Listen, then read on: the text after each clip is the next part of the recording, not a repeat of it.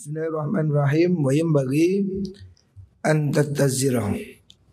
Wa bagi lan sayukjo sebaiknya antatazirah yen to gawe tutup izar, memakai sarung, memakai tutup sop wal mar'atu wong wadon bi izarin kelawan sarung atau jarik min hakwiha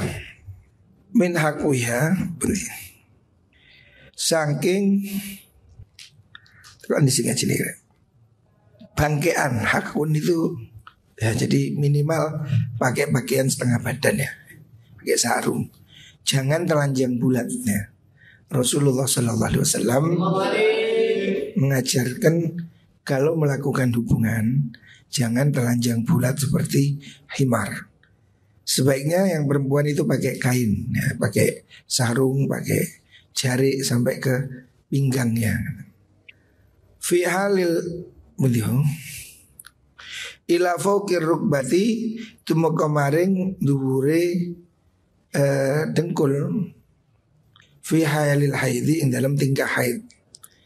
Kalau di waktu haid suami istri ini tetap boleh melakukan hubungan mesraan, tetapi tidak boleh melakukan hubungan seks. Makanya istri jangan telanjang bulat, supaya pakai sarung antara pinggang ke dengkul. Jadi daerah ini, daerah tengah ini hati-hati. Di atasnya, di bawahnya tidak apa-apa. Jadi bukan berarti istri yang haid itu tidak boleh disentuh sama sekali. Istri yang haid itu boleh disentuh, tetapi tidak boleh melakukan hubungan seks. Makanya sebaiknya dia pakai sarung atau pakai celana pendek supaya tidak kepleset. Fahadha taikila mengkuno itizar iku minal adabi. Setengah sangking toto kromo. Ini termasuk dari etika. Walau lan iku wenang kedhi zaud ayu akila yen do ngancani mangan sapa zaud al haidho ing wadon kang haid. Suami boleh ya tetap berhubungan baik dengan istri yang sedang keadaan haid. Bayu khalidha lan yen to nyampuri sapa zaud ing zaujah fil mudhajaati ing dalem apa niku turun tempat tidur. Mudhajaan niku kelonan tempat tidur di ranjang. Jadi suami istri yang istrinya haid itu tidak harus dijauhi, boleh tetap tidur satu ranjang. Asalkan dijaga jangan melakukan hubungan seks. Di luar seks boleh. Yo indahoy apa bermesraan boleh-boleh saja. Wa ghairiha lan yani mengkono mudhajah. Walaisalan ora ono iku alaihi wajib ing ngatasi zaud apa istima buha ngedohi ing mar'ah tidak harus dijauhi ya. Wa in arada lan lamun ngarepaken sapa zaud ayu jami'a ing yen tonji mak sapa zaud sambal kaping pindho. Kalau istri suami itu mau embuh ya,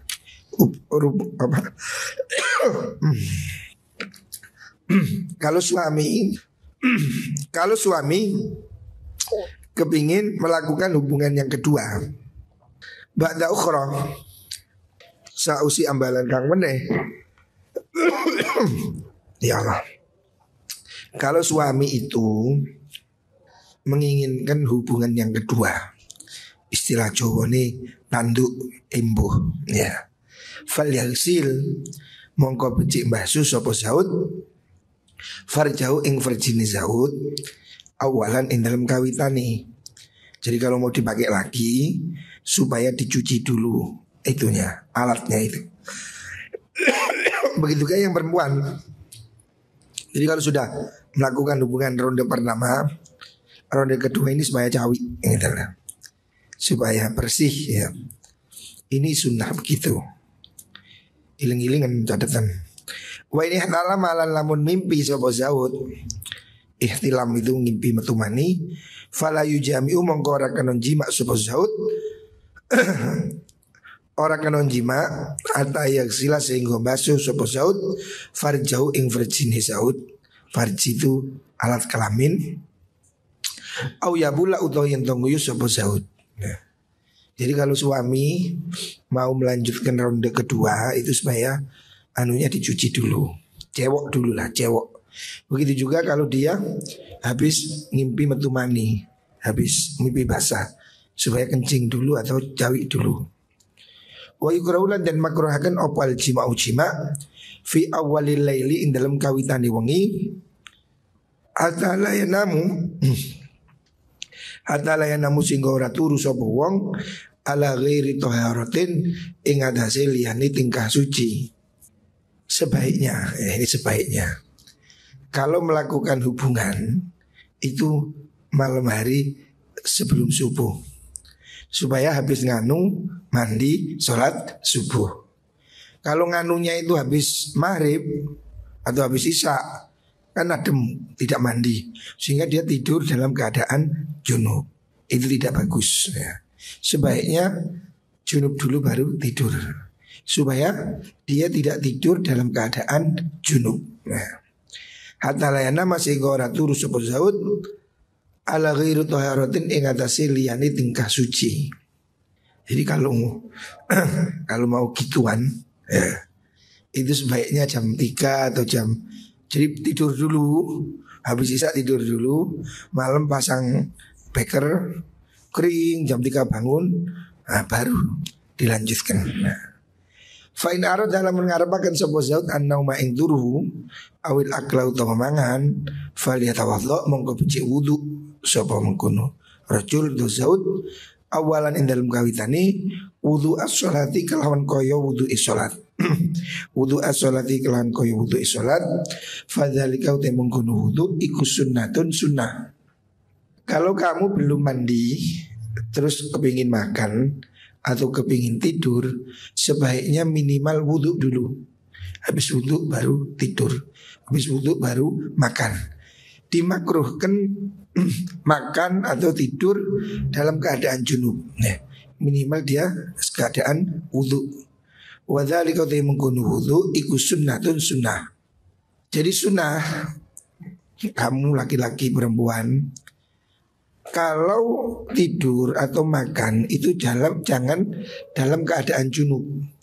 Jadi kalau kamu junub mau makan mandi dulu. Kalau tidak sempat minimal wudhu dulu baru makan ya. Itu sunnah.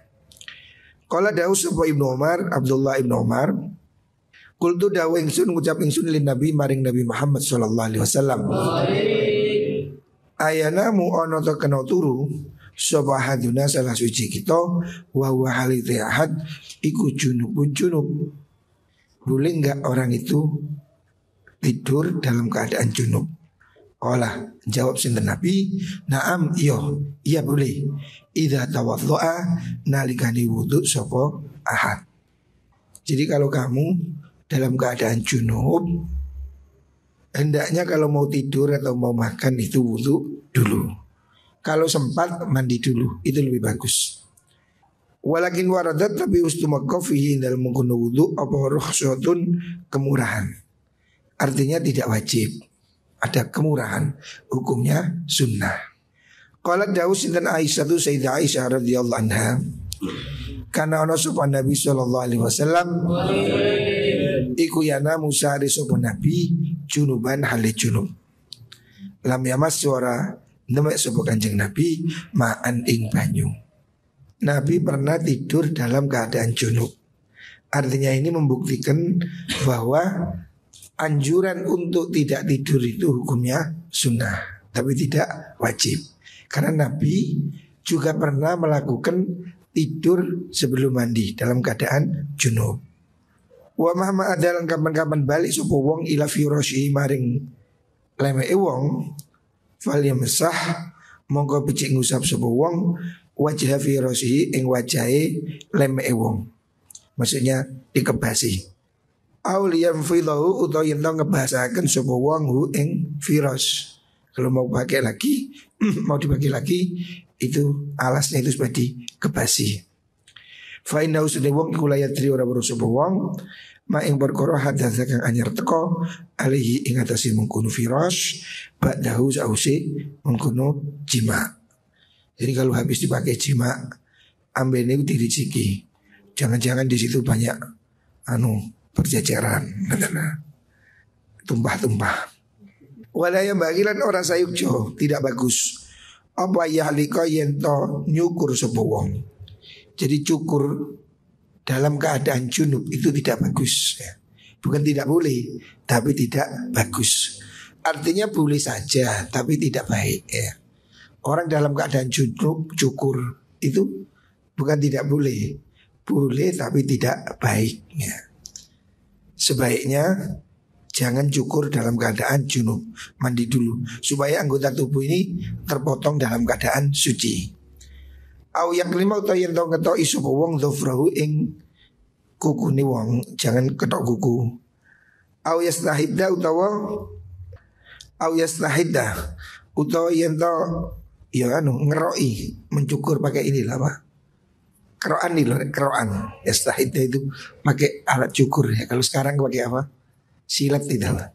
Membersihkan ya buat bulu-bulu itu ya.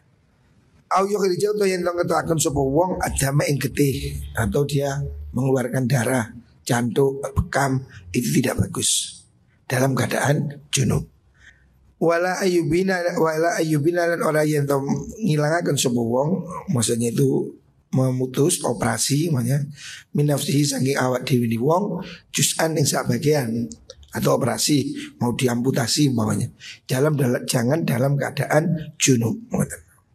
Supaya ituraddu krana den balekaken ilahi maring wong apa sairu ajzaihi sekerine pira-pira anggota tubuh wong, jus bagian tubuh wong.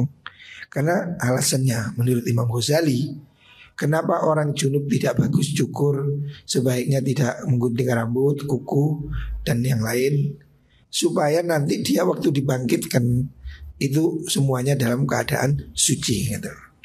Karena dari riwayat nanti yang junub itu dikembalikan dalam keadaan junub. Fayaudu mengkabali apa mengkono sapa wong iku junuban junub. Maka kalau kamu potong waktu junub nanti kembali dalam keadaan junub. Wa yuqalu lan diucapaken apa inna kulla sya'ratin setune saben-saben kuku iku talibu nyupri apa sya'rahu ing wong bijana bihatiha kelawan jenabai wong. Jadi rambut yang dipotong dalam keadaan masih junub itu nanti akan menuntut minta dimandikan menurut Imam Ghazali. Tapi tidak ada dalil yang melarang. Makanya di sini tidak diharamkan, cuma dianjurkan. Sebaiknya dalam keadaan junub jangan potong rambut, jangan potong kuku, jangan melakukan operasi. Ini merupakan anjuran. Wa minal adabilan iku setengah saking adab bersenggama. Allah ya'zila yutawi yento ora azl. Azl itu napa? Azl itu ditokno ke njobo nih. Ya, azl itu apa bahasa Indonesia ya? Azl. Jadi zaman dulu itu kan belum ada kondom, belum ada kontrasepsi. Jadi orang itu kalau kepingin gak punya anak melakukan hubungan seks, wayem itu ditokno ke njobo. Nah, keluarnya di luar. Paham orang? Ya wis gak paham. Kalau sekarang kan dikeluarkan di dalam tapi pakai kondom. Ngerti kondom pada kan nih? Pelembungan belum. Zaman dahulu belum ada kontrasepsi. Orang KB-nya caranya begitu. Jadi nganu waya metu ditokno. Ya. Makanya itu ada guyon, ada orang KB-nya pakai dingklik. Loh kok bisa? Iya. Jadi suaminya itu berdiri di atas dingklik. Kalau sudah mau keluar, dingkliknya sama istri ditendang. Nanti mencelat. Akhirnya muncrat di luar. KB pakai dingklik. Oh, artinya dikeluarkan di luar itu makruh. Nganu tidak di dadekno anak nih maksudnya ditokno ke jopo itu makruh. Boleh. Maka hukumnya KB itu kan begitu. Ada yang mengatakan makruh. Tapi kalau ada tujuan seperti tujuan kesehatan karena ada penyakit atau itu boleh aja. Atau untuk membatasi kelahiran, menjarangkan supaya tidak terlalu nerecal. Durung bayi ini sih petanggulan wis metang petunggulan terus ngono itu. Akhirnya mana koyok terwelu. Penjarangan untuk penjarangan ini boleh ya. Yang tidak boleh itu yang dimatikan sama di steril, nah, tidak boleh. Tapi kalau KB ya pakai kondom atau apa itu boleh aja. Tapi tujuannya untuk kesehatan atau menjarangkan, mengatur kelahiran itu boleh. Di sini disebut itu makruh ya, makruh. Boleh tapi makruh ya. Boleh. Itu benar. Bala yasrahu, balik orang nekaaken sapa wong, sebaiknya itu jangan dimuncratkan. Almaa ing banyu mani ila au bal yasrahu, balik ngetokaken sapa wong almaa ing banyu mani sperma ila mahallil harthi, maring panggonane nandur. Itu kan bibit di sini. Sperma itu kan bibit. Ya tanam di sawah. Ya di tempatnya istrimu itu kan sawahmu.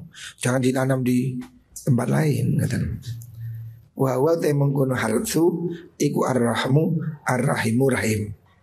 Fama min nasmatin ora ono saking apa niku wau anak ya. Nasma itu apa itu bahannya anak nih loh. Nasma itu bayi yang akan dilahirkan itu. Qadaro kang mesti sapa Allah kauna ing anani nasma illa wa ya yang utai mengkono nasma iku kainatun tetep. Orang itu walaupun sudah diazal ditokno ke jopo lek wayahe meteng ya meteng ae gitu. Mungkin ada yang kejeceran gitu. Artinya jangan takut hamil gitu. Memang tujuan menikah ini kan untuk punya anak. Makanya kalau manten baru ya jangan KB, karena ini khawatir rahimnya mengecil sehingga nanti sulit punya anak. Tapi kalau untuk anak kedua sudah punya anak satu supaya ada jarak boleh ya. Tapi kalau pertama jangan, nanti takutnya malah tidak punya anak, malah susah gitu. Jadi hukumnya KB itu sama dengan azal tadi. Kalau istilahnya Arab zaman dulu itu azal. Azal itu artinya melakukan hubungan seks tapi tidak dikeluarkan di lubang sasarannya, dikeluarkan di luar, itu makruh. Karena itu menyia-nyiakan bibit ya. Bibit itu kan sperma ini kan bibit ya. Hendaknya ditanam di tempat yang benar gitu. Kalau udah takdirnya punya anak ya punya anak gitu. Qala dawu Rasulullah sallallahu alaihi wasallam Hakadha mengkono qaul qala dawu sapa Rasulullah sallallahu alaihi wasallam. Fa in azala lamun azal sapa wong, azal itu tadi mengeluarkan sperma di luar tempat ya. Azal faqad ikhtalafa teman persulaian sapa ulama fi ibahati dalam menangi menggunakan azal. Hukumnya melakukan hubungan seks tapi tidak dikeluarkan di dalam. Nopo nih, yo anu niku. Nikune mboten ditokno ke jero. Jadi wis kate anu ditokno semburat di luar. Hukumnya ini khilaf ya. Boleh apa tidak? Ini khilaf. Fi ibahati ing dalam wenangi menggunakan azal wa karahati lan makruh azal ala arbaati madzhabiba ing atase papat pira-pira mazhab. Ada 4 pendapat tentang hukumnya melakukan hubungan seks tapi maninya tidak dikeluarkan di tempatnya. Ada 4 pendapat. Faman mongko ono wong famin mubihin mutlaqan bikulli halin. Faman ngoten ono wong mubihun kang menangaken sapa man mutlaqan kelawan mutlak bikulli halin kelan saben-saben tingkah. Ada orang yang membolehkan secara mutlak ya. Ada yang mengatakan begitu ya. Wamanan wong atau wamin muharramin dengan muharrimin lan wong kang ngarumaken bikul halin kelan saben-saben tingkah. Ada yang mengatakan haram secara mutlak, ada yang mengatakan halal secara mutlak. Nah, ini perbedaan pendapat. Wa min qailin ana saking wong kang ngucap yuhillu kang halal apa azal bi ridha kan ridhone zaujah. Ada yang mengatakan halal kalau diizini oleh istrinya. Wala yahilu lan ora halal apa azal biduni ridha kelan tanpa ridhoni mar'ah. Ini mazhab Hanafi ini. Kalau yang mengharamkan secara mutlak itu mazhabnya Imam Ahmad. Wa ka'anna hadzal qail kaya seduni kila wong kang ngucap iku ya harimu ngaramaken apa qail al-idza'a ing larakaken dunal asri ora ing azal. Alasannya tidak boleh itu karena menyakiti istri. Kan kenikmatannya berkurang. Kemarin disebutkan kenikmatan istri itu kan kalau orgasme bersama-sama. Nah kalau ini orgasme di luar, istrinya kan kecewa. Maka itu menurut Imam Ahmad tidak dibolehkan. Wa min qailan ana saking wong kang ngucap yubahu kang den menangaken apa azal fil mamlukati dalam waton kang den miliki. Maksudnya budak dilakukan pada budak dunal khurrati ora waton kang merdeka. Jadi ada yang mengatakan pendapat begitu ya. Jadi pendapat ulama tentang masalah ini, masalah apa namanya azal, kalau hari ini ya kontrasepsi ini, intinya mencegah kehamilan. Ini ada 4 pendapat. Tapi wasahih utai kang bener indana munggu ingsun menurut Imam Ghazali anna dzalika slimungkun azal iku mubahun menang. Kalau menurut Imam Ghazali itu boleh ya. Amal karahiyah itu anapun te kemakruhan iku fa inna aslim karahiyah iku tutlaku dan ucapaken apa karahiyah linahyi tahrim maring menyegah kang ngaromaken walinahyi tansih lan krana penyegah kang arahe bersihaken makruh tansih walitarkil fadilati lan krana ninggal keutamaan fa wa utai mengkono karoha niku azal niku iku makruhun makruh bil makna salis lan makna kang nomor 3. Maksudnya makruh dalam arti tarkul fadilah. Aifi tegese den aifi dalam menggunakan azal tarku fadilatin tinggal fadilah. Jadi hukumnya melakukan seks tanpa orgasme di dalam. Atau kalau hari ini ya kontrasepsi alat KB itu berbeda pendapat di kalangan ulama. Ada yang boleh secara mutlak, ada tidak boleh, ada yang makruh, ada yang tafsil. Tapi menurut Imam Ghazali itu boleh karena tidak ada larangan yang serius tentang masalah itu. Kama yuqalu kalau den ucapaken yukrahu dan makruhaken lil qaidi kudu wong kang lungguh fil masjid ing dal masjid apa ayak udain dulu lungguh sapa qaid farigan haling nganggur. Orang di masjid duduk nganggur itu makruh. La yastagilu orang ketungkul sapa wong widzikrin kelan zikir wala sholatin dan orang sholat. Orang di masjid ngelamun denguk-denguk itu makruh. Makruh dalam arti tidak bagus, bukan berarti tidak boleh. Jadi makruh ini kan ada 3 tingkat: tahrim, tanzih, khilaful aula, tarkul aula. Orang duduk di masjid tidak baca Quran, diem, apalagi mainan handphone itu makruh. Makruh dalam arti tidak bagus, meninggalkan yang lebih bagus. Yang lebih bagus apa? Ya baca Quran, zikir gitu. Wa yukrul dan makruhkan lil hadiri kedhi wong kang hadir teko fi Makkah dalam Makkah mukiman kelan mukim pihak lain dalam mengkono Makkah alla ya hujjah yen ora haji sapa wong kula sanatin ing kelawan saben-saben ing dalam saben tahun. Orang yang penduduk Makkah itu makruh haji setiap tahun. Kenapa? Untuk beri kesempatan pada orang lain. Wal muradu dengan dengkarepaken bihadil karahiyah kelawan ikilah kemakruhan iku tarkul au aula ninggal kang luwih utama wal fadilah lan keutamaan faqatu hali bloko. Artinya menurut Imam Ghazali orang melakukan hubungan seks tapi tidak mau hamil ini boleh. Minimal adalah khilaful aula, kurang bagus gitu aja. Tapi tidak ada dalil yang mengatakan itu haram. Kalau hari ini kan sudah ada banyak metode ya. Kalau zaman dahulu, zaman belum ada kondom, belum ada pil suntik, orang kalau mau azal tidak ingin hamil itu azal itu.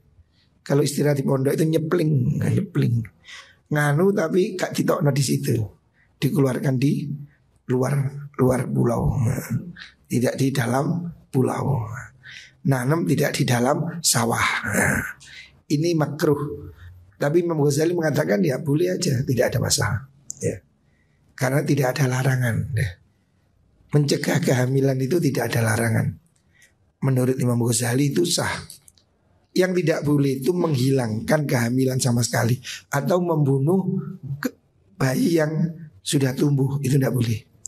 Tapi kalau mencegah supaya tidak hamil, seperti pakai kondom, kontrasepsi, spiral, ini itu mencegah, itu boleh-boleh ya. Terserah ya. Yang aman bagaimana ya? Yang aman ya kalau hari ini pakai kondom itu. Tapi kan gak enak ada sarungnya, ya, itu relatif ya. Sakar bising ngelakoni.